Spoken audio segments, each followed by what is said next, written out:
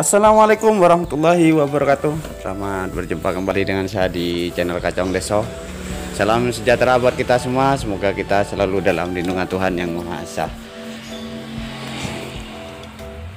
Kali ini saya akan membuat konten sebuah informasi terkait dengan cryptocurrency ya. Namun sebelum saya lanjut, yang masih belum subscribe silahkan subscribe dulu dan aktifkan tanda loncengnya agar bisa mendapatkan notifikasi video terbaru dari Kacong Deso, karena saya akan selalu memberikan update informasi terkini ya seputar dunia kripto. Dan di sini saya akan membahas berita tentang yang datangnya dari Kompas TV. Berita ini dilansir dari Kompas TV tentang cryptocurrency ya. Apa sih cryptocurrency itu? Di sini dijelaskan bahwa cryptocurrency adalah nama lain dari uang kripto. Mata uang kripto adalah aset digital yang dirancang untuk bekerja sebagai media pertukaran dengan menggunakan kriptografi. Kriptografi yang kuat yang berguna untuk mengamankan transaksi keuangan, mengontrol penciptaan unit tambahan dan memverifikasi transfer aset. Jadi Bitcoin di sini adalah uang yang uang digital ya, uang digital. Jadi tidak mutlak, jadi tidak nampak uang kripto ini. Dan kripto ini terbagi dari beberapa jenis seperti yang dijelaskan oleh Kompas TV ini ya, yaitu ada Bitcoin, Ethereum, Litecoin, Ripple, Stellar, Doge, Cardano, EOS, Tron dan lain sebagainya. Biasanya uang ini disimpan di wallet seperti Indodax, Trust Wallet dan toko kripto ya, yang di Indonesia juga punya. Kemarin saya sempat ketemu dengan toko kripto dan rekeningku itu wallet yang dari Indonesia. Dan uang kripto ini disimpan dalam blockchain. Blockchain ini adalah sistem teknologi di balik uang digital, yaitu yang sistemnya ya, sistem yang menjalankan koin kripto ini.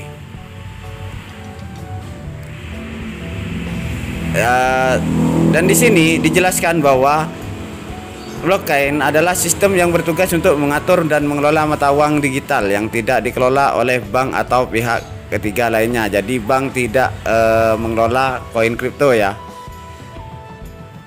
Jadi di sini Bitcoin adalah cryptocurrency yang paling populer saat ini. Karena memang harga Bitcoin sangat tinggi ya dibanding koin kripto lainnya. Yang kemarin bisa tembus hampir 1M per satu koin. Karena kapitalisasi pasar dan nilai jualnya itu sangat pesat peningkatannya. Sedangkan di Indonesia sendiri aset kripto seperti Bitcoin tidak bisa digunakan sebagai alat pembayaran, namun bisa digunakan sebagai instrumen investasi yang dimaksud sebagai komoditi dan diperdagangkan di bursa berjangka. Jadi tidak bisa untuk dibuat atau tidak sah jika dibuat alat pembayaran ya, karena pemerintah sendiri belum mengesahkan kripto ini sebagai alat pembayaran yang sah selain mata uang rupiah. Selanjutnya negara mana saja yang ini ya, yang mengesahkan atau melegalkan Bitcoin ini adalah dilansir ya, ini dilansir dari CNN Indonesia. Ada 9 negara yang melegalkan Bitcoin.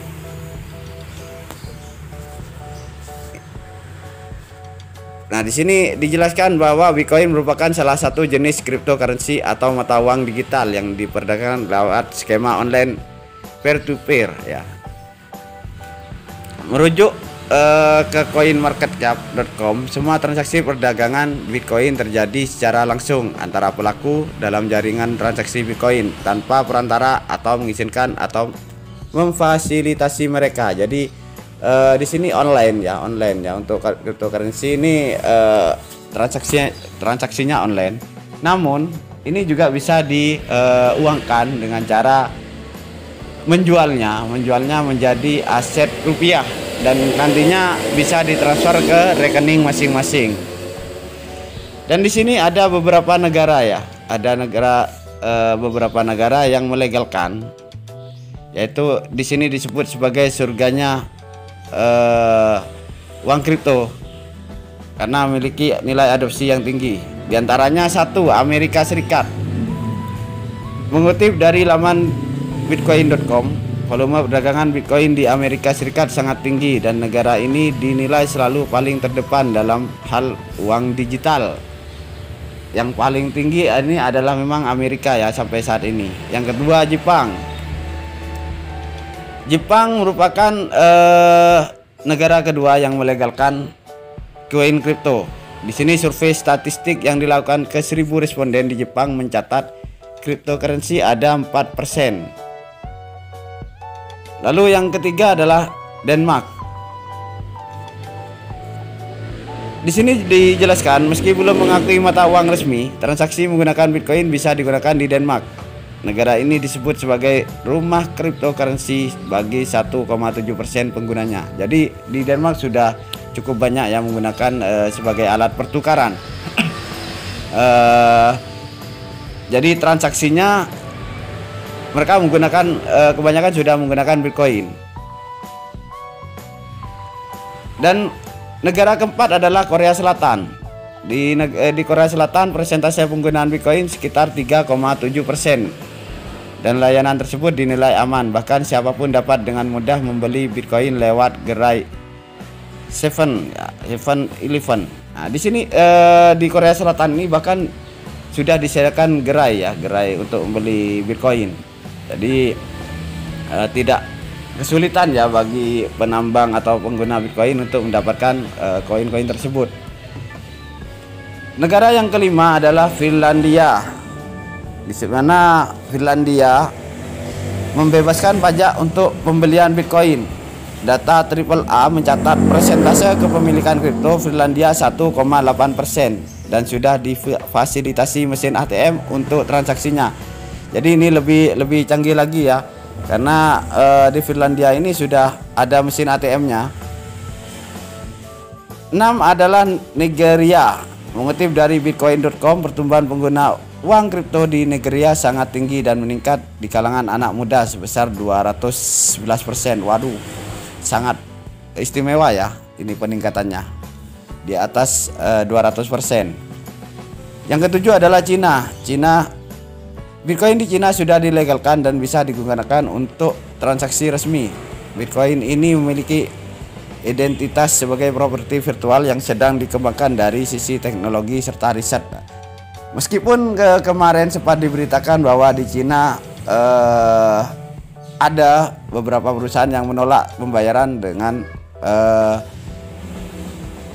cryptocurrency atau dengan Bitcoin. Namun di sini di CNN ini diberitakan bahwa Cina sekarang sudah mengesahkan ya. Jadi bisa transaksi secara resmi. Yang kedelapan adalah Ukraina. Ukraina adalah sudah menyebut di kuartal 1 Ukraina mengalami peningkatan pertumbuhan pengguna Bitcoin sebesar 86,68%. Cukup bagus ya. Dan negara yang ke-9 atau negara yang terakhir adalah negara Rusia. Rusia sendiri melalui lembaga pajak federal di negara ini, Bitcoin bisa digunakan untuk transaksi dengan persentase kepemilikan kripto 11,91%. Oke, di sini juga ada berita tentang Cina yang melarang kripto. Harga Bitcoin terpeleset jadi 582 juta. Jadi untuk di Cina ini masih mengambang ya. Walaupun pemerintah sendiri sudah ada dukungan ya dari pemerintah sendiri. Sedangkan di Indonesia ini masih legalitasnya belum sah, karena Bank Indonesia ini sudah menegaskan bahwa mata uang digital termasuk Bitcoin tidak sah diakui sebagai alat pembayaran yang sah. Namun mungkin kalau kita cuma hanya sekedar investasi dan segala macamnya, mungkin ini gak apa-apa lah. Hal ini tertuang pada pasal 34 huruf A Peraturan BI 18 2016. Virtual currency ini adalah mata uang digital yang diterbitkan oleh pihak selain otoritas moneter. Jadi untuk saat ini di Indonesia cryptocurrency ini hanya sebatas komoditas saja ya. Jadi di sini disebutkan Bitcoin hanya sebagai batas komoditas di bursa berjangka, sehingga tidak masalah selama digunakan sebagai investasi maupun komoditas yang diperjualbelikan oleh pelaku pasar. Jadi sistemnya kalau di Indonesia kita tidak bisa menukar ya atau membeli barang dengan membayar Bitcoin. Beda dengan 9 negara yang sudah dilegalkan itu. Jadi kalau di Indonesia kita investasi aja, kalaupun kita menambang, kita tambang sebanyak mungkin, nanti hasilnya kita jual di wallet ya, di wallet itu biasanya ada trading ya. Di kalau harganya melonjak ya kita jual, nanti hasilnya akan dikonversikan menjadi rupiah. Nah, di sana saldo kita yang ada di wallet tersebut bisa ditransfer melalui pihak ketiga ke rekening bank dan baru bisa dijadikan mata uang rupiah. Meski demikian, Kementerian Perdagangan melalui Badan Pengawasan Perdagangan Berjangka telah memberikan kepastian hukum soal Bitcoin di Indonesia. Di sini dilansir dari laman Bapeti, terdapat 4 peraturan yang melegalkan perdagangan komoditas digital seperti aset kripto. Di antaranya Peraturan Bapeti Nomor 2 Tahun 2019 tentang penyelenggaraan pasar fisik komoditi di bursa berjangka. Peraturan Bapeti Nomor 3 Tahun 2019 tentang komoditi yang dapat dijadikan subjek kontrak berjangka, kontrak derivatif syariah dan atau kontrak derivatif lain yang diperdagangkan di bursa berjangka. Peraturan Bapeti Nomor 4 Tahun 2019 tentang ketentuan teknis penyelenggaraan pasar fisik emas digital di bursa berjangka. Peraturan Bapeti Nomor 5 2019 tentang ketentuan teknik penyelenggaraan pasar fisik aset kripto di bursa berjangka. Jadi untuk kesimpulannya, hanya di 9 negara ini yang cryptocurrency sudah bisa dibuat sebagai alat pembayaran yang sah atau resmi ya.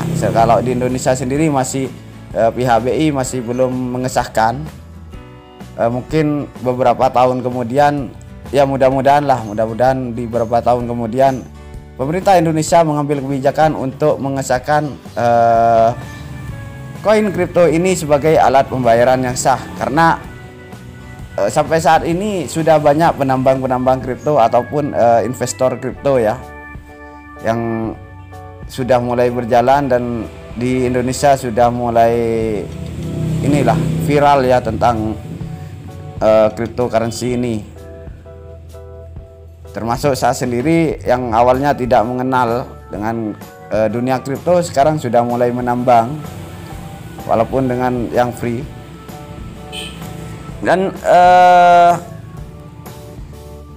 mungkin cukup demikian ya informasi yang bisa saya berikan. Kalau ada yang dipertanyakan mungkin bisa dipertanyakan di kolom komentar. Dan bagi yang ingin belajar tentang dunia kripto, bisa cek di video saya sudah review beberapa kali ya, beberapa video tentang cryptocurrency. Jadi kalian tinggal klik aja videonya. Dan saya ucapkan terima kasih yang sudah menonton. Semoga video ini bermanfaat. Dan nantikan juga video-video selanjutnya dari saya di channel Kacong Deso. Salam sukses untuk kita semua. Wassalamualaikum warahmatullahi wabarakatuh.